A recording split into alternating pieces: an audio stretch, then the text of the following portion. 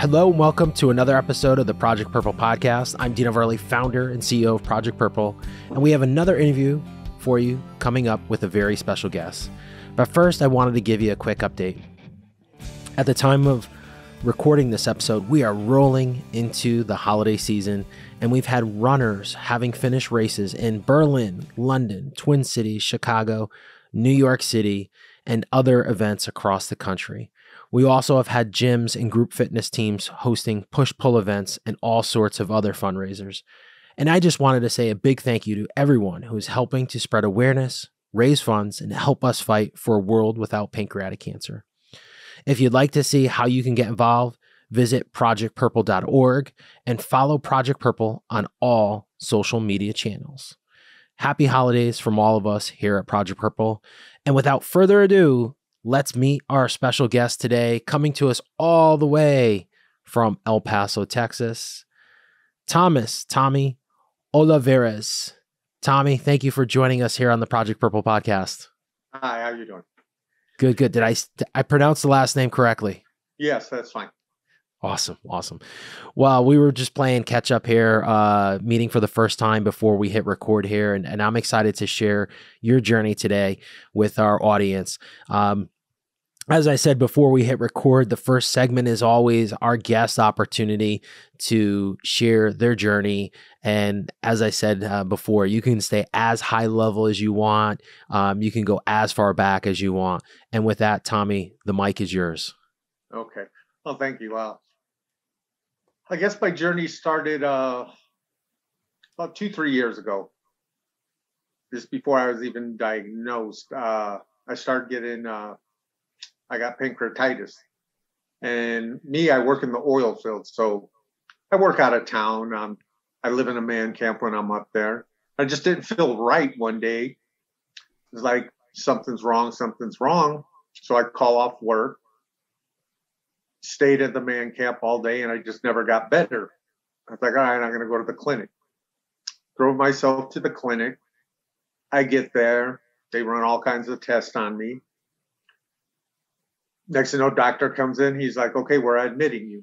I'm like, what? And he goes, yeah, your levels are off the charts and everything. I was like, he goes, yeah. He goes, we're admitting you right now. I said, okay, well, I need to run back to the camp. And the doctor's like, what do you mean? He goes, I said, I have to get all my stuff because I have sleep apnea. All my work stuff was in my room. I was like, if I don't get this, they're going to steal it. So he goes, how did you get here? I was like, I drove in and I walked in. He's like, what?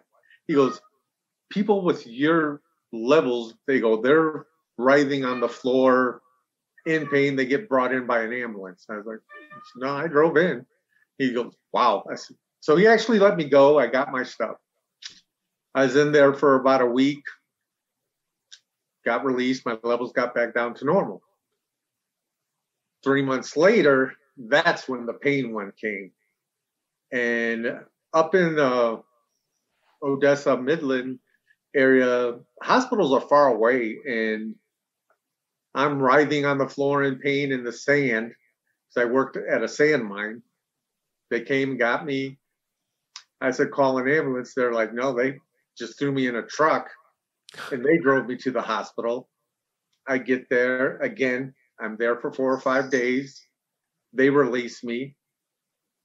I come home, go to my doctor. My doctor recommended me to a gallbladder specialist, whatever. Yeah. And I go and see him, and he's like, you never should have been released from the hospital. He's like, you could have died. He's like, they should have did surgery right then. He goes, to remove your gallbladder. And I said, well, they didn't. So he goes, well, I'm going to do it. Within a couple days, boom, it was out. Thinking I'm great again. All right, go back to work. This year, everything started again. And I'm out working in the sand mines again. Just wasn't feeling good. I had lost from about March till now, I lost about 85 pounds. and we didn't know why I was losing weight. We thought it was just stress, and my job is very physical and everything. Working in this Texas heat, you get 116 degrees sometimes, and you're outside working. So not thinking, I was eating normally and everything, and next thing I know, I started getting sick, and again ended up at work. They're like, you need to go to the clinic. So went to the clinic. Sure enough, levels are out of whack again. I was like, no, got admitted. Sure, the doctors, like I said, you're in the oil fields. The doctors up there aren't the best. So they released me after 4 or 5 days and come home. All right, nothing. I feel good. Go back up to work again. The very next hitch, I started getting jaundice in the middle of the hip. I noticed my eyes turning yellow. I was like, something's wrong. And I didn't feel bad though. I didn't feel bad at all. I just knew something was wrong. I was like, okay, I can finish the hitch. The day I was coming home, I knew I had a doctor's appointment, and I drive home, go straight to the doctor. She's like, yeah, you're jaundiced. I said, yeah, I can see that. My eyes were yellow. She's like, I'm going to schedule you for CT, MRI, all these tests. I said, all right. So I go through all these tests that week. And then that Friday, had woke up, went, did a test again. I think it was the MRI or CT. I'm not sure which one. They had me do it twice. And after that, me, my wife, and son went to breakfast. Then it was around lunchtime. We decided, let's go to the movies. So we went to the movies. We're sitting in the movies. I get a call from my doctor in the middle of it. I said, well, I need to take this. I walk outside the theater, and they're like, my doctor's like, you need to get to the emergency room right now. And I was like, what? She goes, yeah. She goes, where are you at? I said, well, I'm right down the street from the doctor's office. I'm at the movie theater. She's like, stop at the office, pick up this paperwork. This will get you in there right now. She goes, there's a bed waiting for you. So they must have called the hospital like instantly. So I messaged my wife to come out of the theater. I was like, we have to leave. I need to go to the, and she, of course, you tell your wife, she kind of panicked. My son, he doesn't know what's going on. He's only 8. So we go to the emergency room. They take me in real fast, and I did no test, no nothing on me. And the one doctor comes in, and this guy, if I could ever get his name, he just came in and basically told me, you're going to die. Basically just suck this up. You have cancer, and people with this die within a couple months. I was like, what? You've done nothing. You don't know nothing. How could you give this prediction already? And I'm sitting there, like, how am I going to tell my wife? And they're outside in the waiting room. And I'm like, I'm just sitting there just devastated. And I'm like, oh my God. And my father had died of this like 9 years ago. And I knew when he was diagnosed, he died within 4 months. But he never went through any treatment at all. He did nothing. He just went home and died. Yeah, I'm sitting there. Then another doctor comes and sees me, and she's like, we're going to do some more tests on you and everything, but let's just get you in a room. So I was there Friday, Saturday, Sunday. Like I said, my liver, the mass blocked the ducts in my liver. So that's why I got all jaundice. And so they put a stent in me to start draining the bilirubin out. And I had a colostomy bag hanging outside of me, draining it. So I was there for like 13 days. And during that 13 days, my doctor, Dr. Aloba, she would come in, check on me, and this other doctor, a gastrointestinal doctor, he came in probably about the third day, and he was like, "Hey, we think we caught this early." He goes, "Your mass doesn't look like it's that big." He goes, "Would you like to get speak with a specialist?" I was like, "Yes." I said, "Of course." I said, "I want the best care I can get to help me survive this. I mean, I'm 52 years old." I was like, "I'm not supposed to be dying this young." And he even said, "No." He goes, "You're very young to have this. This is something that happens to people in their 60s and 70s, not your age." And he's like, "Whatever you do," he goes, "do not let them do surgery here in El Paso." He goes, "They will kill you here." He goes, "They're not specialists." He goes, "They really don't know what they're doing." He goes, "I'm going to send your information out throughout the state and to all the specialists, and one of them will reach out to you." I was like, "Well, thank you." And then, like I said, my doctor, Dr. Aloba, she kept coming in and she's like, "No, we caught this early." She goes, "It's small." She goes, "You're going to do chemo." She goes, "You're going to be fine."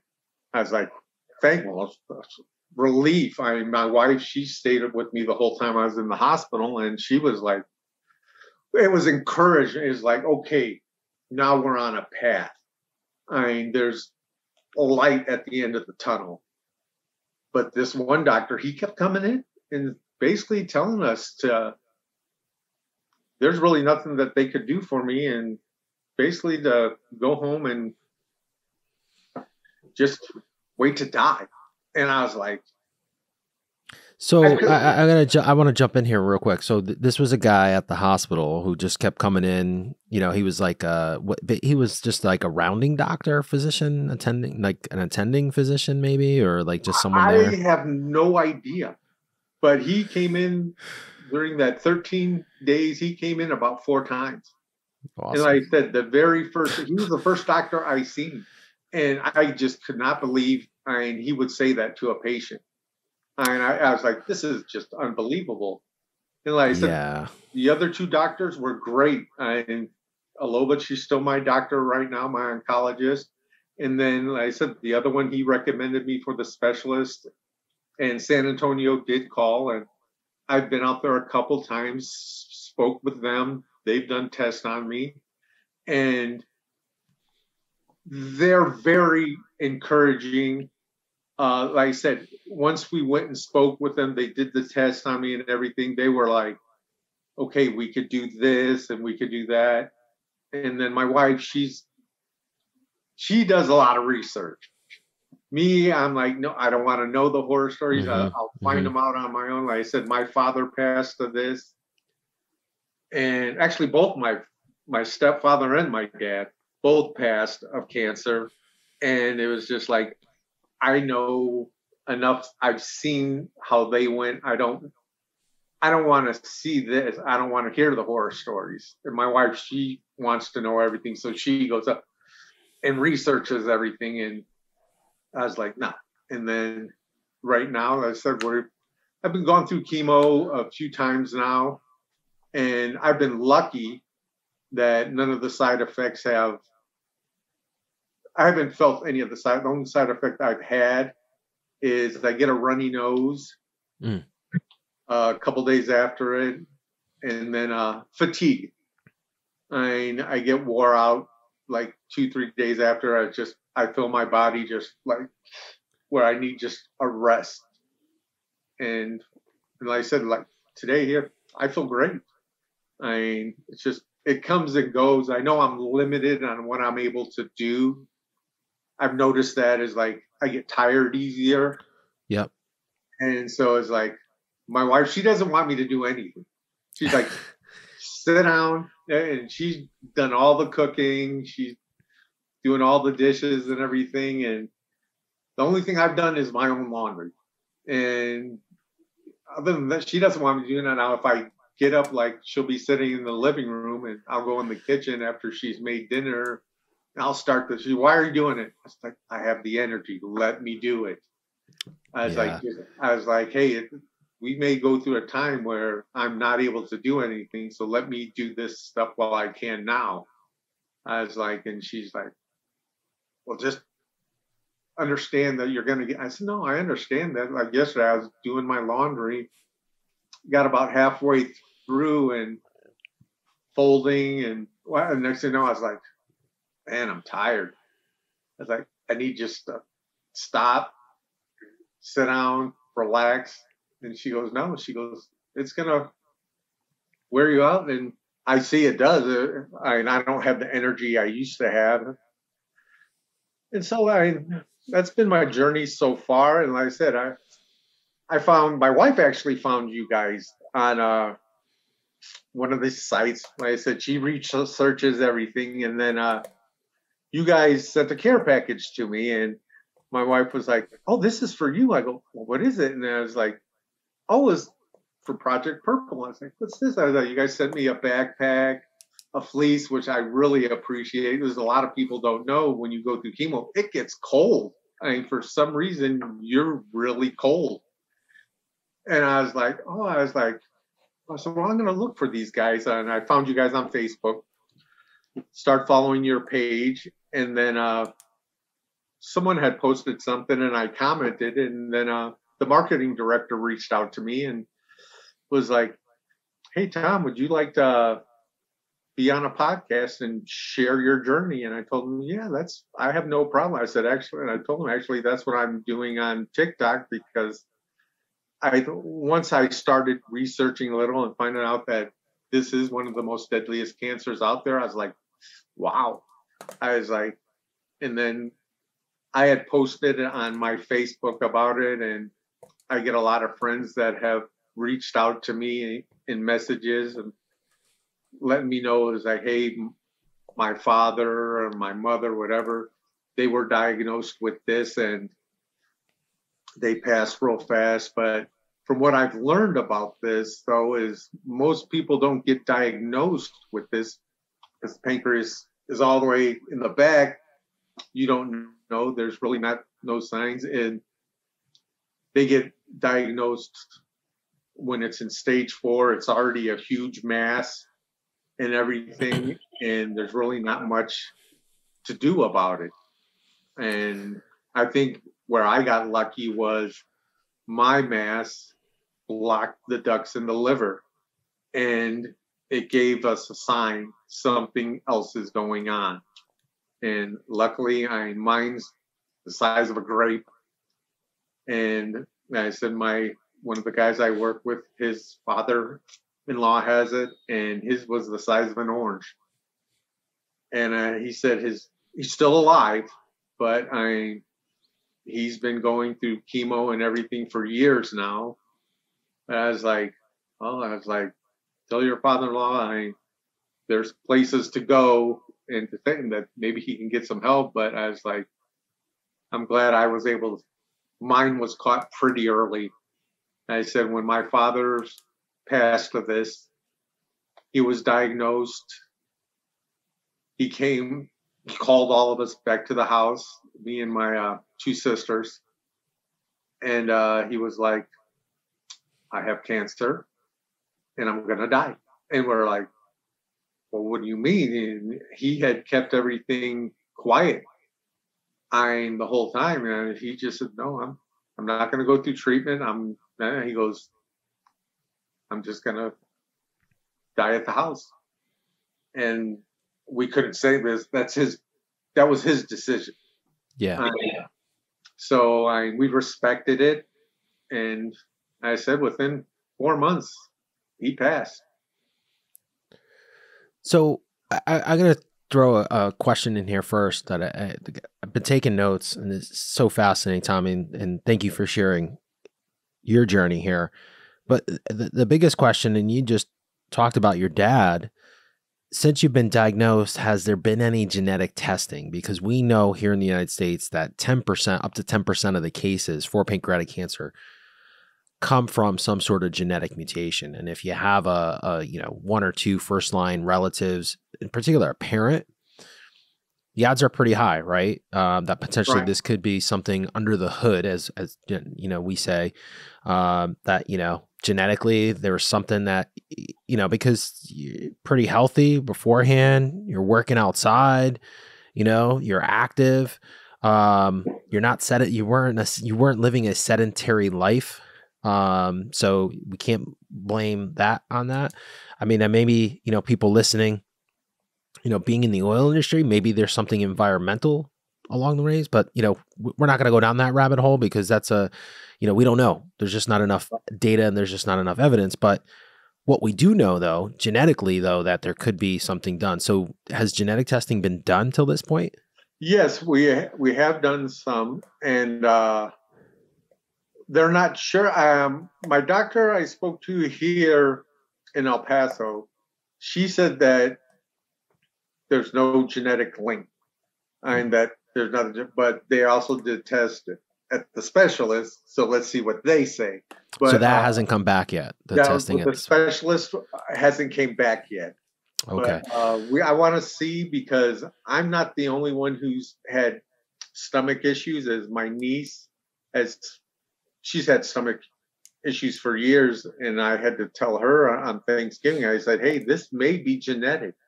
I was like, "You have had issues." I said, "Since you were in middle school." I said, "You need to go get tested. Check this." I said, "Because this is nothing to play with." I was like, "Your grandfather waited too long." I was like, "And look what happened to him." I said, I was like, and when I hadn't seen my niece since the summer, and during that time, I said, from the time I seen her in the summer till Thanksgiving, I probably lost 40, 50 pounds. So when she seen me at that time, I look good now as I put on weight. I mean, I was all sunk in and everything, and she started crying. And I mean, I felt bad for her and everything, but I told her, "You need to get tested." And then I had one of my cousins reach out that she last year found out that she had a tumor on her pancreas. I was like, "Well," I said, "this," and I told her, I said, "This may be genetic." I said, "You guys need to," I said, everyone in the family needs to go get checked." I mean, and I'll just leave it at this point. Like, so that's the one thing I think that's really fascinating in this space in the last 10 years. Like, there hasn't been enough of, I mean, I think we have gotten better at certain things, right? But if we compare this disease to other cancers like lung cancer made a major curative treatment a couple years ago. It's a game changer. You know, people who were stage 4 are now living, they're still alive. They're living quality of life. You know, everything has gone up dramatically. We haven't seen that in this cancer. You know, other cancers, breast cancer, you know, was a killer. Now it's, you know, it's like 92% of not just females, but males, because males get breast cancer, you know, are surviving beating breast cancer, you know, because they've been able to make strides in that disease. The one thing I think that we have realized in that same span here for pancreatic cancer is genetics. And that's really a key to it. And where that comes in is really, I think, in early detection, right? So, you know, if you have family members that have pancreatitis, if they have these cysts, you know, on the pancreas, which are common as well, you know, those you need to be in surveillance. You need to, like, knowledge is power, right? Like we were talking a little bit before we hit record about knowledge, you know, and how these systems, you know, doctors, I go back to, you know, this idiot doctor that kept coming in and giving you kind of a hard time. And thank God that you found some real advocates in your corner, because that's truly powerful. But from a patient perspective, the more knowledge you have, the more power you have, because here in the United States, in our medical system, no one's going to give you anything unless you ask. And a lot of people don't know what to ask for. So we hope that these podcasts that we put out, you know, the tidbits, the advice that we give from patients that kind of have navigated through that, hopefully help the next family that go through that. But, you know, genetics is such an important piece. So, you know, I'd be interested to see what the doctors, the specialists come back with, Tommy, because the one thing that we also know with this disease in particular, let's say you have a BRCA mutation, which is one of the most common, the BRCA mutation, either 1 or 2.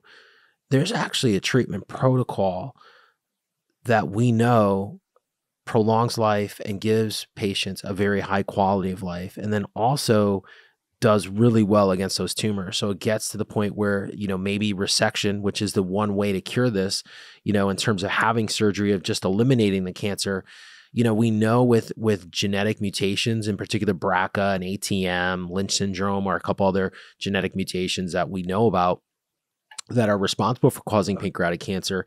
If patients have those mutations and the disease is from one of those mutations, we have protocols that work really well. So it becomes really a game changer, So I hope that is the case. The other thing too is, I know there was just a massive report that just came out recently within the last couple months that talked about, there's families potentially like yours that have a very high incidence of these cancers, but they don't have these genetic mutations that we know about. So it could be something that is of unknown occurrence, which is something they just haven't identified. So what that means is science wants to look at it even further, right? That potentially, you're still at high risk from a familial standpoint. They just can't identify the gene right now. But that's not to say that those treatments may not be a game changer as well, right? So that's where this is knowledge is power, right? Like if you have family members, if it's not just a weird coincidence, I guess I would say, if you have multiple family members, especially first line members, aunts, uncles, nieces, nephews, in that first line bloodlines, that potentially there is something under the hood, as I said before, that potentially could be the reason why so many people in a certain family have like GI cancers. Right. Like me, my dad, we're the only ones that we know that have been diagnosed with this. But like I said, I've had cousins and then my niece, they're going through there. And like when I was diagnosed, the doctors were like, how old are you? I was like, I'm 52. And they're like, this is young for someone your age to get this. And I'm like, what? They go, yeah, people that get this are in their 60s, 70s. They're later on retired and everything. And so, it's something that a lot of people, you can get this when you're young. And once I realized this and have done a little research, I was like, you know what? For everyone, I think testing needs to be done earlier. This needs to be done in your 40s, get tested, maybe even in your 30s, get tested. Do the MRIs, do the CT scans and everything. This needs to be part of a yearly physical once we hit a certain age. And I'm not saying 50s, 60s. No, if we can detect this earlier, just say you do. Heck, we have to go in for our colonoscopy when we're 50, right? Yeah. So why can't this be done as a routine too? Why can't our MRIs and CTs to detect this earlier in people? Because like I said, the research that I've done is most people don't get detected till it's too late. Yeah. The mass is huge already. And there's I believe early detection is going to be our best way to find a cure or better quality of life, longer life. I said, okay, let's do the chemo. Let's do the Whipple, whatever's able to get done. The earlier it's detected is going to be the best. I said, when my father was diagnosed, boom, he was instantly stage 4, but he never had any of the signs of, oh, my back hurts. Oh, this. He was just, and like I said, the pancreas, it's all the way in the back. You don't feel nothing. So that's what I think needs to get done is earlier. This needs to be put in the testing for our physicals at an earlier age, say 45. I don't disagree with you, Tommy. And I think this is where the power of this podcast comes, like sharing these stories, right? You were, like you said, young guy, super active, healthy. You didn't live a sedentary life. You had noticed some of these things, and I'm a man of faith. I don't go to church every weekend, but maybe there's a higher calling on why a certain specialist, that GI guy there, or that GI specialist there, recognized something and pushed and advocated for you, to get to get things moving along, because that is really critical. In that. I want to come back to you. So where you are today, so you're doing the chemotherapy right now. I know we talked previous, like it's a bit of a travel to see these guys, because from where you are in El Paso to get to Houston, so you guys are managing that, you're making that best. So is the plan just to continue this chemotherapy regimen and then hopefully opt for surgery at some point? Is that what they're telling you? Well, the specialist right now, when we first seen them, she's said it was a group of them. I spoke to like 10, 12 doctors that day. Yeah. And which was great, because they were all very encouraging. So if you don't just go to your oncologist, go to a specialist. Yep. They're going to give you the best knowledge that you can. We knew that they were going to say, okay, you're either going to do chemo or you're going to do the surgery and then do the chemo. So we knew either way I was going to do chemo, but now we're in the part where, okay, I've started the chemo, and my doctor here, she's great. She's like, okay, you've spoken to the specialist, and she's like, what are they saying? And we told her that either way I was going to start chemo or surgery. Either way, I'm doing it no matter what. We knew that. And she's like, okay, well, she scheduled me for I'll get my third dose of chemo here, I think the 13th. Then I go see the specialist the 22nd, and then they will tell me what the plan is. If they're going to continue with chemo, or they're going to try to. And with the surgery too, it's just the placement of the mass, where it is, because there's veins and everything that are critical right there, that they have to make sure that they're able to do the surgery. So right now, as I said, I went through the chemo, and my wife, she's all for me doing the chemo, and she wants me to do a full round to shrink the mass even more, to make it less dangerous for the surgery. And I was like, no, I understand that. And she goes, we just have to see what the doctors say, what the specialists say. If they say, okay, yeah, go ahead, finish your round of chemo, we'll finish the round of chemo. I said, I have no problem with that. I said, if they say, okay, we can cut it out and then you do chemo after, I said, I have no problem with that. I said, we aren't the doctors. They're the They're the ones that are going to tell us what is going on. And she's like, no, she goes, right now, she goes, we're in a good place. And I said, my doctor, the last time I seen her, she was happy. She was like, did the chemo get you sick? I was like, no. She's like, nothing. I was like, no. I said, I was a little tired.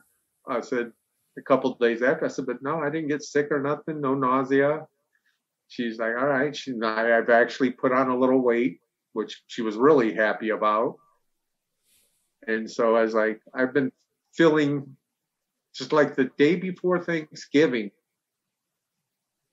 It's just all of a sudden everything just like a weight was lifted. And I just felt great. And I got my appetite. I've been eating like a horse. And my wife's like, well, that's good. She goes, because I was 235 and I got down to 155. Wow. And I hadn't weighed that since high school.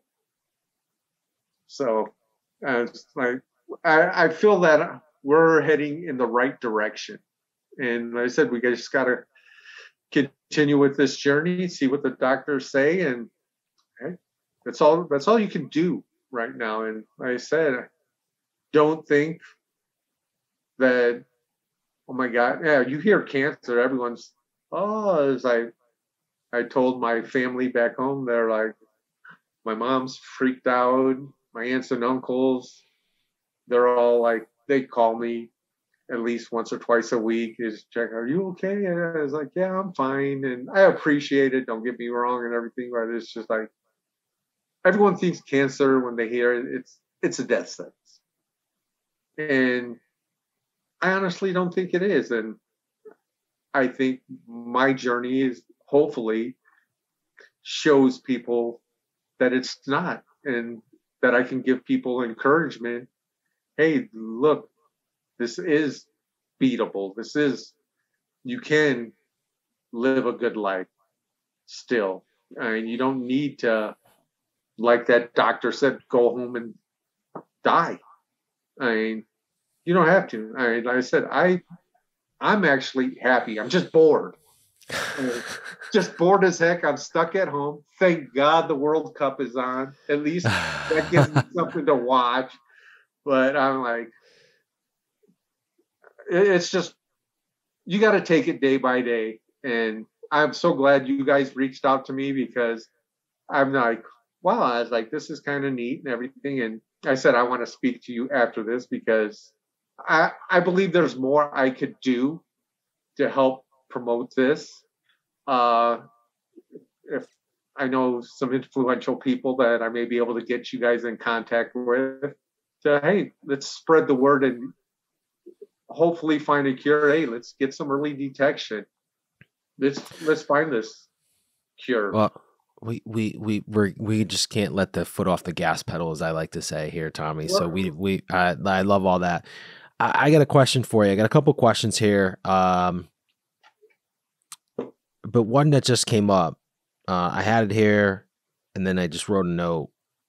And you just had some very, very powerful things.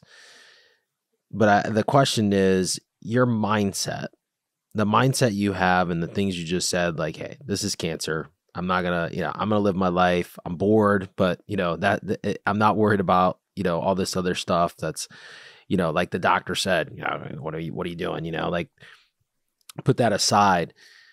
Where does that mindset come from? Did you have a moment, or is that something that, sometimes I see, and the reason why I ask is sometimes I see patients, like, they go through like the lowest of the lows, and then they realize, like, hey, I'm still here, but I'm on the very bottom, and I'm going to fight, and I'm not going to let this thing dictate. Or people just have it. Like, that's the way they've always lived their life. They've had experiences, and it's just, they roll with the punches and you just go. Part of my language, but I'm an asshole. I mean, just straight up like that. I've always been an asshole.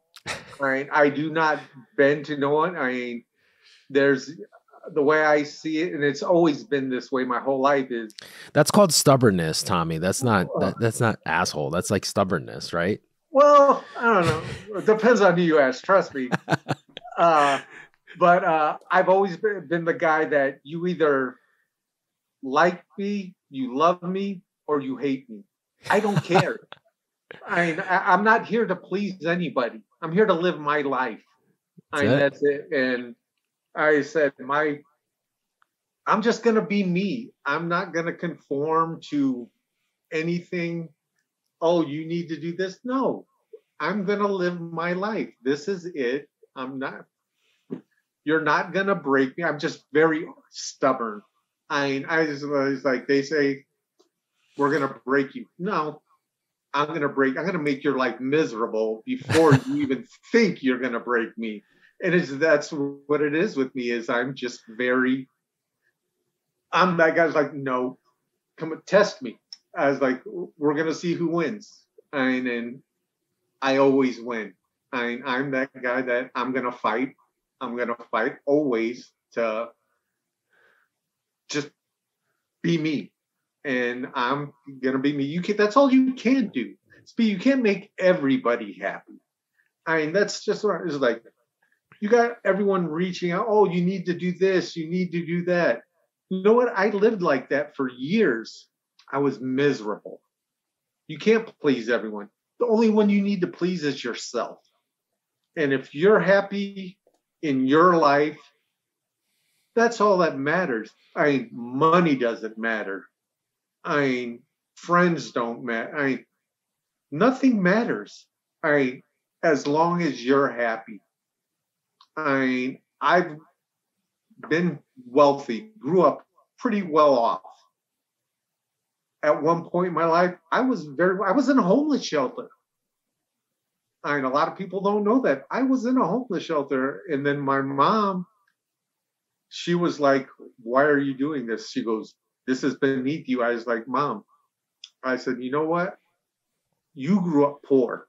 She's like, yeah. I said, I grew up wealthy. I mean, my house was the Kool-Aid house. We had all the toys, all our friends were there, everything. I said, it's my time now to be poor. I said, to struggle. I said, for what I earn later in life, I've earned. I've built on my own. I said, you struggled, and now look where you're at. I said, you're comfortable. I said, you did this on your own. You and Dad, you built this. I said, I need to struggle. I was like, because everything was always pretty easy for me. I said, now this is my time. And she looked at me. She goes, she stopped bothering me about it. She goes, you're right. She goes, you kids have, and after that, now my life's good. I said, I stopped doing the pleasing. Money's not going to make you happy. No matter what they say. Yeah, it doesn't. No. I mean, it just gets you more toys. And yeah, I live a comfortable life now. My wife has a good job. And when I'm working, I make great money. Yeah, we do things. I travel. But it's not like, oh, I got $1 million in the bank. I don't need to. No, it's just, hey, I do things. I'm happy. Hey, I don't have all these toys and everything, but I don't want them. I was like, I have one friend. He brags to me, oh, you don't have a Harley. I was like, and? I never wanted one. I was like, so what's the big? If I wanted one, I'd go buy one. I don't want one. And you make yourself be happy with your life. And I said, I am right now. I'm very happy. I've been happy here for the last 15 years, just living my life. And like I said, this diagnosis is, I'm not going to let it define who I am. I'm going to be me no matter what. And me, like I said, I'm an asshole. I'm going to tell you straight up the truth. You don't like it, well, that's your problem. But you get your feelings hurt about the truth, then you have an issue with yourself. But I'm going to tell you like it is, whether you like it or not. And I'm not going to sugarcoat it. That's life. And a lot of people need to hear it. I mean, they need to see, hey, you're not living this great life that you're portraying on Facebook and TikTok. I know your dirty secrets. Yeah. I think what you said though is so powerful, Tommy, because you have to be happy with yourself, right? And this is where I think, like, coming back full circle here to this mindset, like you're fighting for your life, but if you don't have your ducks in a row, it ain't gonna work. Right. Anytime you face any type of challenge, any type of adversity, if you don't have your ducks in a row, it just doesn't work. Right. And that's what yourself, and so it's powerful, man. And I think, that I appreciate the honesty. This podcast has always been about openness and honesty. We've gone down so many different paths, and, it's not my place to judge. Right. It's not my place to say this or that. And I think that's what's so powerful a lot of times when we get into these conversations, because sometimes, to your point, like, people need to have those hard conversations, right? Like, but those hard conversations are how we change things, right? Like, we can talk about anything. You want to talk about race, religion, poverty, wealth, like, those are hard conversations, but you've got to have those hard conversations with yourself and with other people in order to do that, right? And that's how I believe that's how change happens. Real change, if we're going to really change the world for a better place, for good, we got to have hard conversations. And bringing back the story about the doctor's an asshole, like, he had no right to say that, right? To come in. And to me, that's where the system is broken. This system here in the United States, we live in a great country. People, we talked about this. You're right on the border. You see it every day. People are, killing themselves to get into this country. I'm not going down the path, whether that's right or wrong or legal, whatever. We're not going there, but it's a great country to live in, man. And it is one of the best countries in the world. I truly believe that.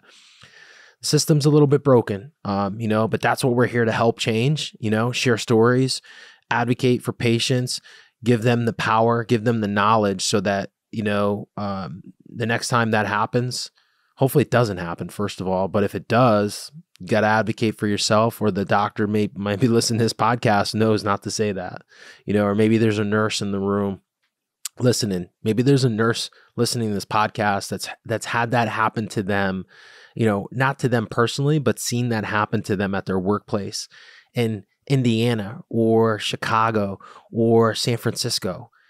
And they're going to speak up and say, hey, like, that's got to stop, right? We got to give these patients hope, and provide them with solutions, and not just like, hey, go home and get your fears in order, because that's just wrong. Right. It's just, like I said, I understand. And like I said, I've looked into this, and like I said, in a lot of cases with people, like I said, it's detected very late. And that's Correct. why I believe early detection, like I said, something needs to be done in our medical system where we are testing for this way earlier than we are. Because why all of a sudden, boom, this cancer has risen out of nowhere to be one of the top killers in the world right now. Yeah, lack of funding and a lack of awareness happens. It happens real quick. It happens like literally overnight. It's easy for it to happen. I think the big piece is, awareness, and clearly the system, we're treading water a little bit, right? Like within the systems a bit. And, one of the things, I want to bring up, which is a good segue here, is, your access to care, right? Like, I know you're traveling quite a bit. I know before we hit record, you said like it's really difficult because in El Paso, there's not really a major cancer center, which I think is kind of weird, because I know El Paso is such a big entryway, but also a big city itself. It's not like it's a small town, which is kind of interesting. El Paso, we're population wise, I want to say 800,000, close to a million. That's what I mean. Like, there's not a major cancer. The crazy thing is we have Juarez literally right across the street. You have another 800,000 people there, probably, if not a million.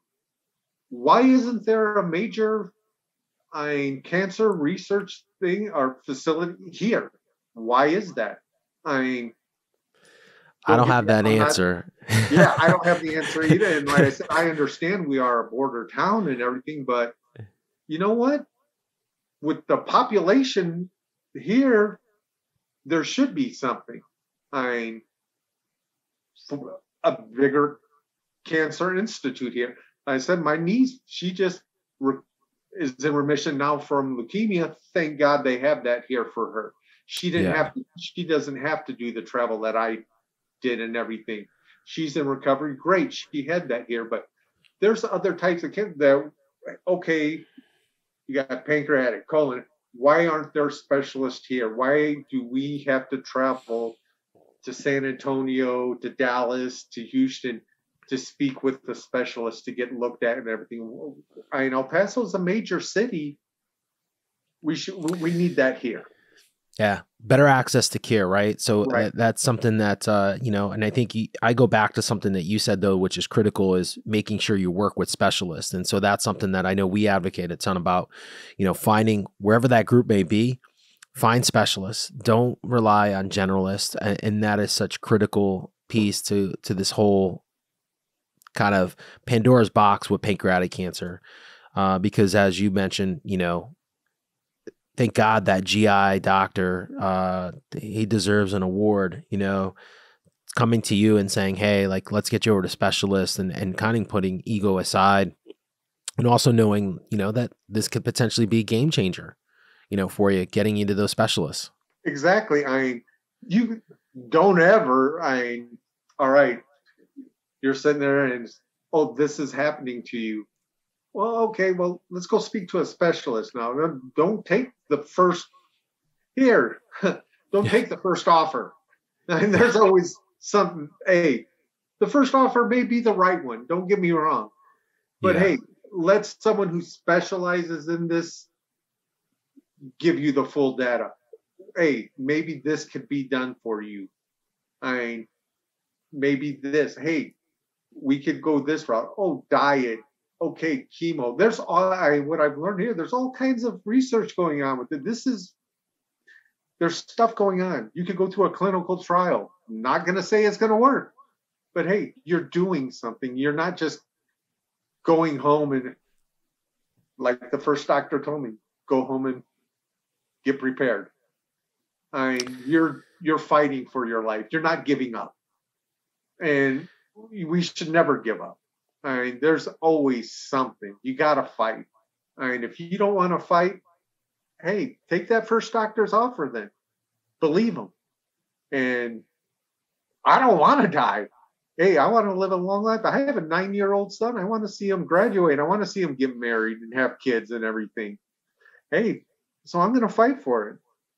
I mean, heck, my daughter's 30. I want to see her get married. I have an 18-year-old. I have a lot of life to live still. I'm not just going to roll over and die and leave my kids here with no parents. My older two, both their moms died when they were 15, 16 years old of cancer. I don't want to leave them without a parent right now.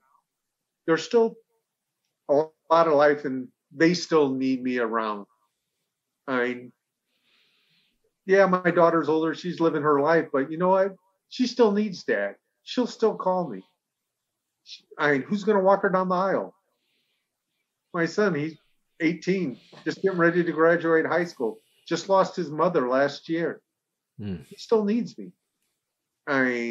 He's planning on colleges and everything. He needs my advice. I'll call him. He's like, hey, he's wrestling. I was like, all right, you need to work on this. You need to work on that. He still needs my advice. My youngest, he's 9. I got a lot of knowledge still to pass on to him and everything. I don't want to leave him 9 years old.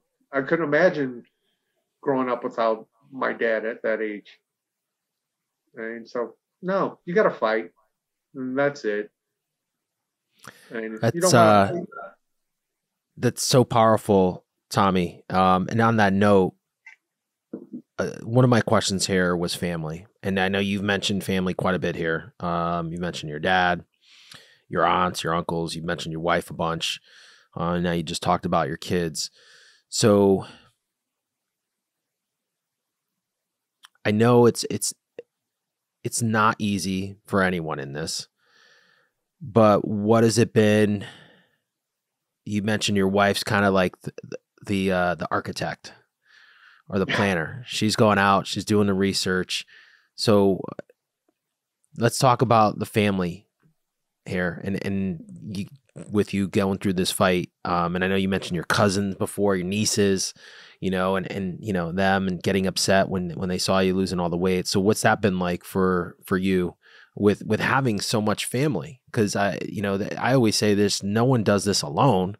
You mentioned your wife's helping you coordinate everything, but I'm sure there's maybe family members or, whether it's to call the support or just to check in how you doing. How's that been? Oh, it's been great. Is like my stepmother, she went through this with my dad, and I love her to death. Sheva, you're great. And she'll call to check on me. But what I love is she calls my wife to check on her. And that's what a lot of people need to realize too is, yeah, you're related to the person going through this. Yeah, you're calling them, which I get calls, messages. I love it. Prayers appreciated. And I know it's only out of love that people are supporting and everything and that are concerned. But you have to remember, people have partners that are going through this too, and you don't realize the struggle that they're going through. Like my wife, God bless her. I know she's stressed out and everything. She's the only breadwinner right now. She's all the bills are on her. She's got to watch out for our son. She's running me to chemo, running me to specialists, and all this. And it takes a toll on them too, their mental health. Like last night, we had a discussion, me and my wife. She's like, okay, if we have this surgery, if they decide on the surgery, she said, I want you to schedule it for this time. I was like, okay, well, that's really not my decision. I was like, but this is the doctor's decision. And I was like, she goes, but if we have a say, she goes, I want you. And I go, okay, well, why? She goes, well, I said, well, she works for a nonprofit, and her job, they're going to a retreat in San Antonio for a couple of days. She goes, I really want to go on this retreat with her job. She goes, I need to decompress. She goes, this has been, and I told her, no, I understand that. She goes, I need something for me for a minute. And she goes, dealing with this, she goes, she's like, you don't know how much I cry over this. I said, no, babe. I said, I know you're not crying in front of me.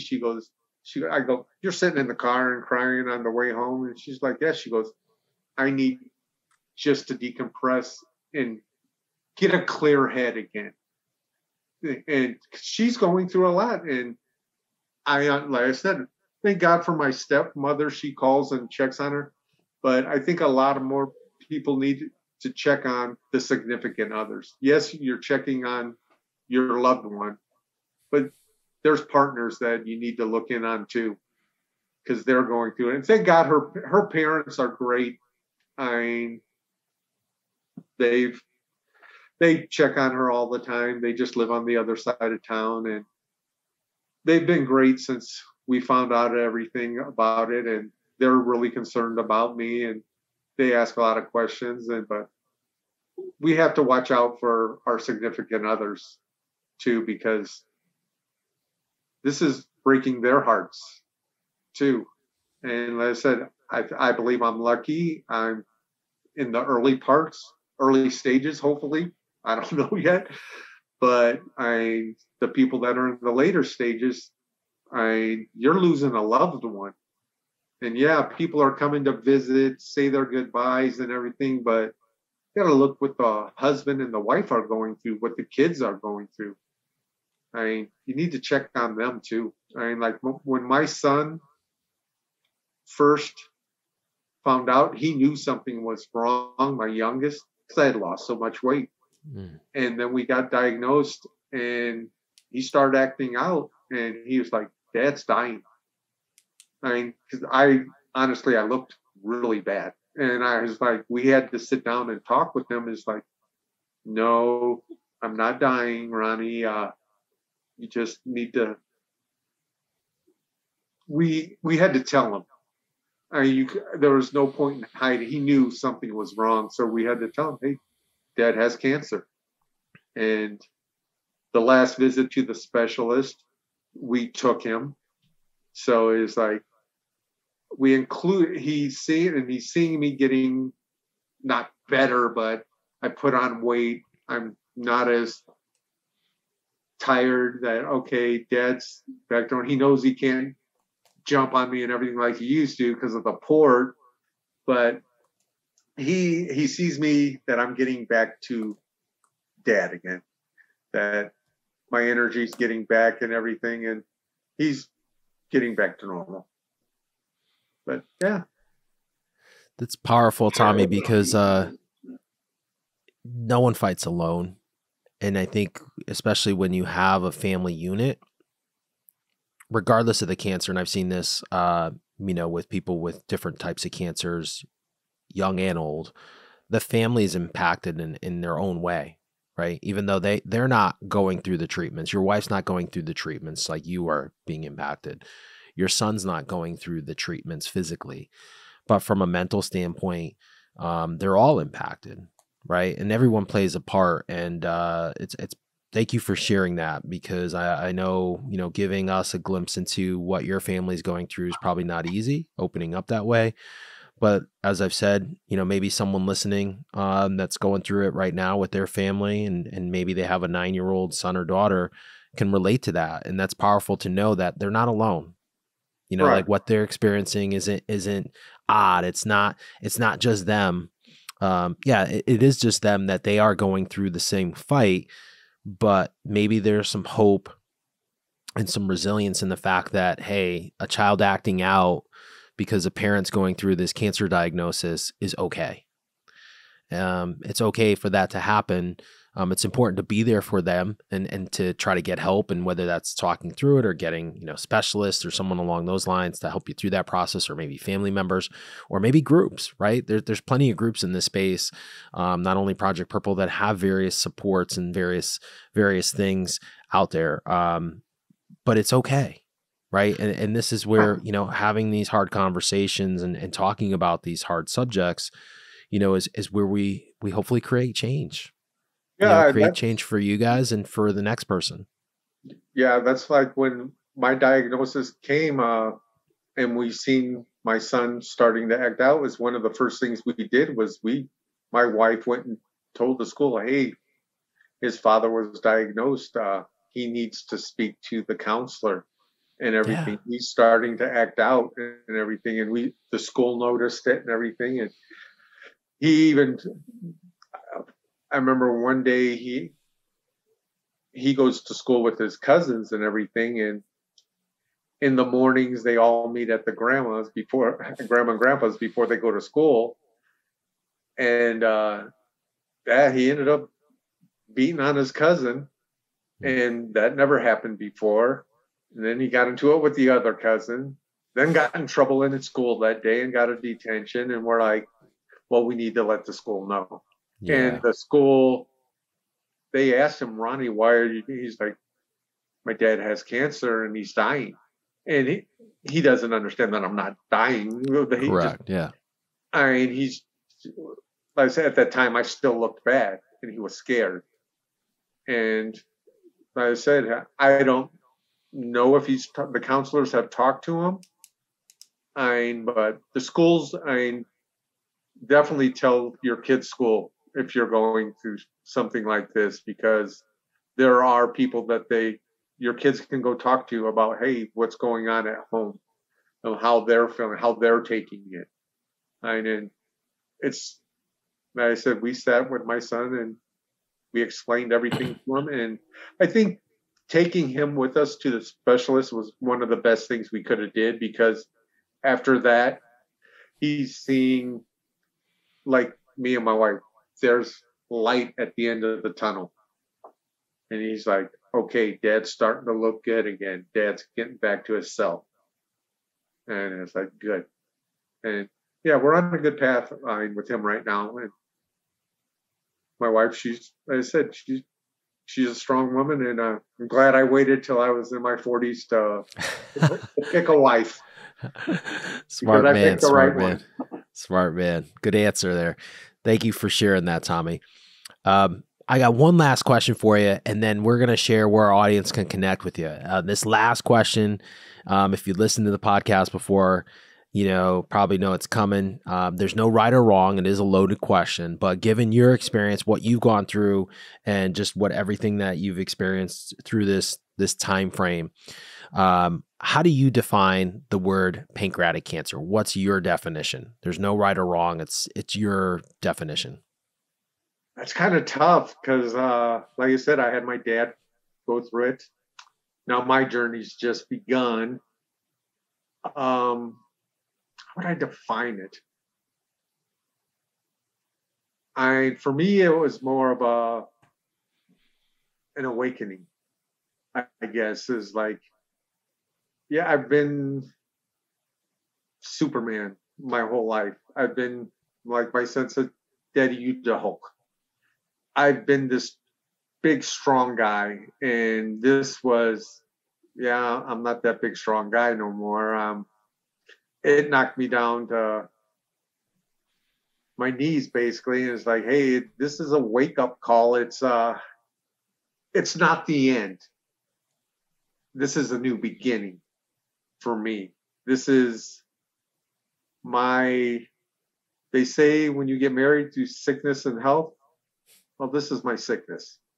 And I said, I don't feel that this is a death sentence. And I feel that my journey is just beginning, that I'm here to somewhat inform, enlighten, give people hope. All right, that's my definition. I know I'm not going to sit here. Yeah, I know there's going to be good days, there's going to be bad days, but I'm here to show people, hey, you can get through this. I believe that's my journey right now. That, hey, it's not a death sentence. And hey, you could still live your life with this and go on. Yeah, you're going to struggle. But hey, as long as you're enlightening people, showing them what's going on, maybe you're going to make their life a little better and show them, hey, you can go through this and you can come out the other end a better person. It's pretty powerful stuff, Tommy, to have that that view of the world right now with everything you've gone on. So I want to thank you for sharing that with us, and just I hope our audience really takes that to heart, because this disease is pretty ugly, but there's hope, like you said. There's hope. And I think, I go back to what you said before about mindset. I think that's critical here. And I think in various parts in this conversation, you shared with our audience, just that mindset, and I know we were kidding, but we weren't kidding in what you called yourself. Yeah. But I think when you go through something traumatic, and something that's the life altering here, you kind of have to be that way, in a good way. Right. And that's where this is the game changer, so powerful stuff. Thank you for sharing with our audience. Our last thing here, someone listening to this that may be going through a similar experience. Maybe there's a family member. I know you mentioned, you're journaling this on social media. Where should our audience follow you on social media? And what I'm going to ask is everyone listening to this podcast, go out and follow Tommy on this journey so you can learn about what he's going through when he's going through his journey, and let's help amplify what he's doing on social as well. So where's the best place for that?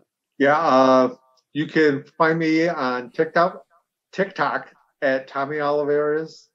And like I said, ever since I diagnosed, I've been taking people on a journey, my journey. And then I'm also on Facebook. It's Tommy Olivarez, and you can find me there. But if you want to watch videos, I discuss what I've gone through when I go through chemo and everything, how my day is.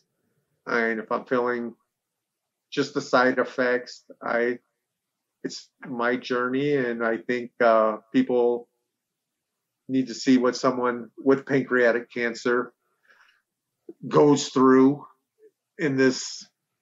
with this diagnosis, as the treatments, and hey, maybe it'll enlighten some people's eyes and hopefully raise some money for you guys. It's not about raising money for us. It's about bringing awareness to what you're opening up and, sharing with us. So I got you here, Tommy Olivarez. If you type that in, that'll come up, and there's a couple Tommy Olivarez. How could there be more than one Tommy Olivarez here on TikTok here? But I guess like I said, I have a huge family. Yeah, I have a huge family. I have 100 first cousins. Oh my God, that's all. Your family reunions must be a lot of fun. I'll say that. Oh, we can never get us all together. There's too many.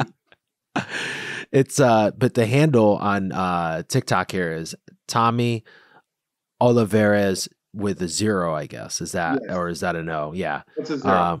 0. Okay, perfect, perfect. Tommy, thank you for being a guest here on the Project Purple podcast. I look forward to following you. I just followed you on TikTok when we started this, when you told me. So I look forward to watching your videos, and thank you for all you're doing for the pancreatic cancer community. And as you said, you said so many golden things here, but keep being you is what I wrote down here. I think that's going to be your strength in all this. I know that's going to be your strength in getting through this, is you continuing to be you, which has gotten you to this point. So thank you for sharing your journey with our audience. Oh, you're welcome. And that's all I can be is me. So I love it. I love it. I'd love to talk to you guys again. Just reach out. Awesome. That's a wrap of another episode of the Project Purple podcast. If you like what you hear, feel free to share this episode and also follow us wherever you listen to podcasts. Thank you for listening. And that's a wrap of another episode of the Project Purple podcast.